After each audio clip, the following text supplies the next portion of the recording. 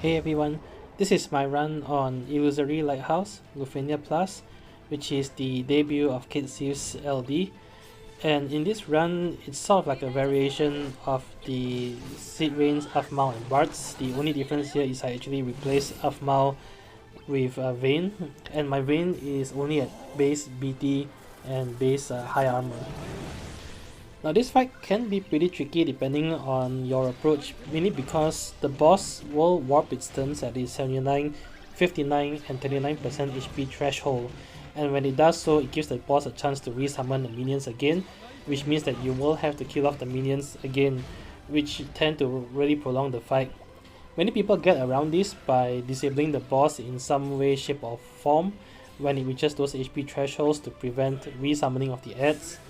The approach in this video is really to use 2 seed rains and summon mode to bring the boss all the way down from 80% to below 39% and bypass all 3 HP triggers.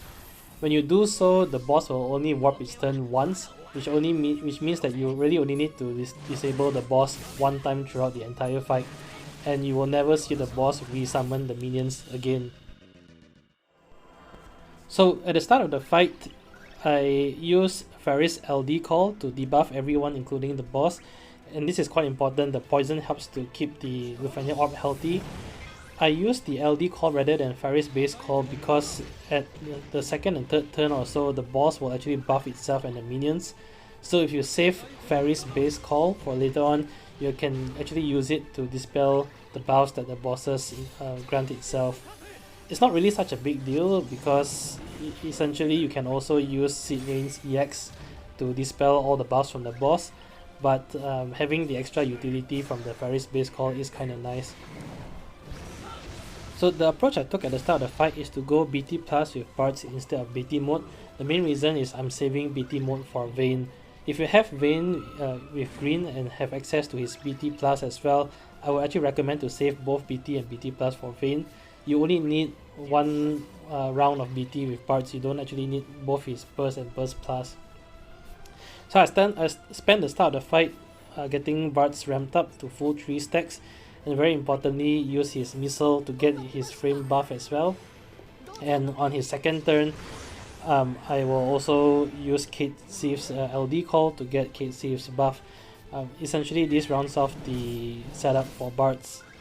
One quick note though, that before you kill off the minions, you want to make sure that the boss doesn't have the next turn, because you can actually go into a situation where you kill off the minions, the boss gets the next turn and will resummon the minions again. So always keep an eye on the boss's turn, which is target B.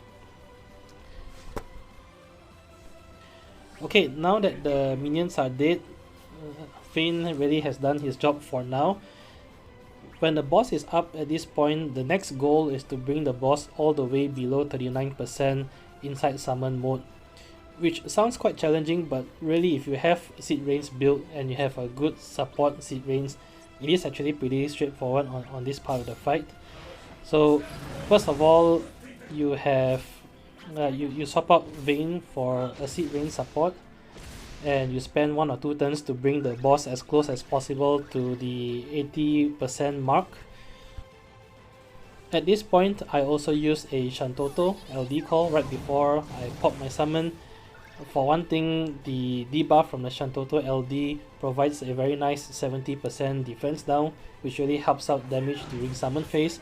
For the other thing, you want the paralysis up right at this point so that the boss will be paralyzed at the later part of the fight. Okay, so here I'm at 84%, and the next launch from Seed Rains will definitely bring the boss below 80% and will trigger the warp. So here I'm just sort of bringing the boss as close as possible to 79% with the remaining call from Toto, and then I pop my summon. So inside summon, to really bring the boss down to below 39% health, all you need to do is to alternate turns between both of your Seed Rains unit. So you can either use their LD or use their S2, it doesn't really matter. On hindsight, there is actually no reason to save LD with Seed Rain, so you might as well just burn all your LD here. And you want to target the other Seed Rains when you do so.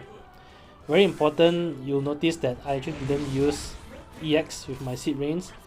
and that's because if I use EX, I won't be able to turn manipulate and Bartz will get a turn.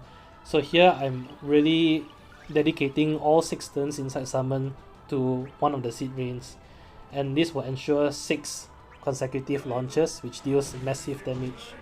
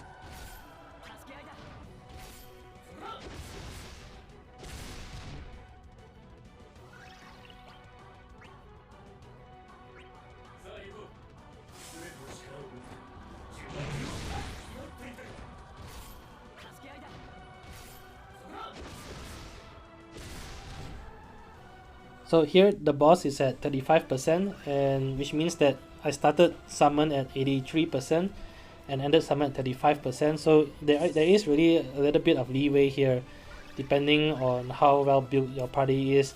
But as you can see, it is very doable to bring the boss down to 35% with double seed rains.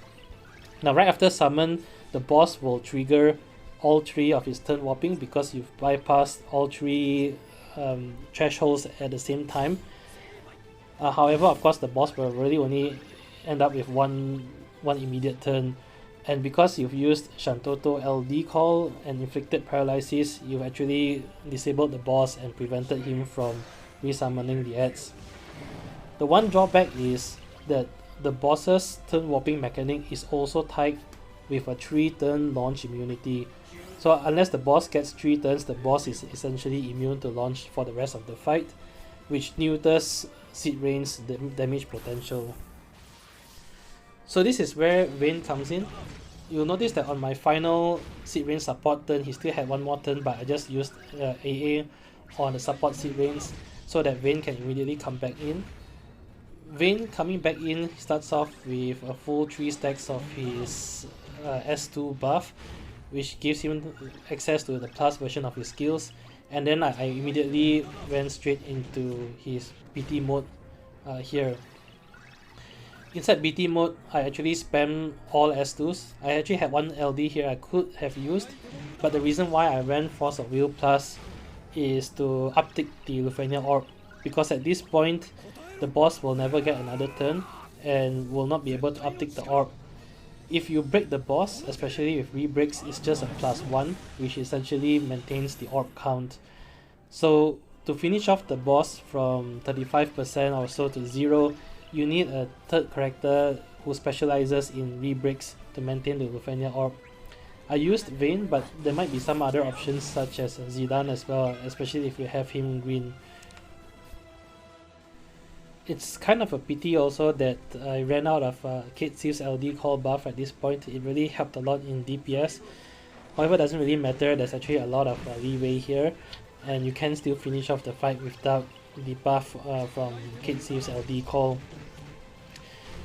On Vayne's turn, you want to dedicate as many turns as possible using Force of Will Plus, because his Force of Will Plus and his EX feature re-breaks and will maintain the Lufenia orb when you use them. Essentially, it's a turn of damage without decreasing the Lufenia orb. So because it's important to use Force of Will Plus with Vayne, you want to try to always give him 3 stacks of his buff, and the way you do it is either use his EX at base version or use his LD. Either will refresh his buff to maximum 3 stacks instantaneously. You always want to use either one the moment he runs out of his plus version of the skills, otherwise you will run into trouble maintaining the Lufenia orb. If you have Vayne green with access to his BT plus ability, it gets a little bit easier because you can actually then use his BT plus to also gain access to his aura, which provides very nice damage on breaks, and this can significantly speed up the fight. Because I don't have access to his BT+, I did run out of his BT aura near the tail end of the fight and had to damage the boss without it. So this prolonged the fight a little bit, but it's still pretty doable even without his green BT.